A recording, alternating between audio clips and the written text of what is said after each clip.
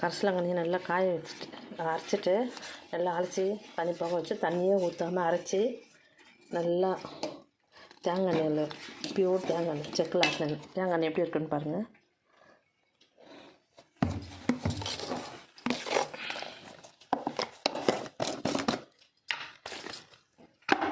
தேங்காய் எண்ணெய் பாருங்கள் எப்படி இருக்குது, பியூர் செக்கில் ஆட்டின எண்ணெய் எப்படி இருக்குன்னு பாருங்கள்.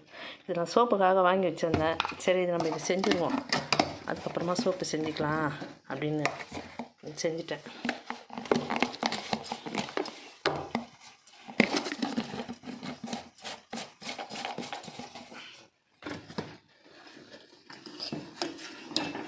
இந்த சடசடப்பெலாம் அடங்கினோடனே நம்ம நிறுத்திக்கலாம்.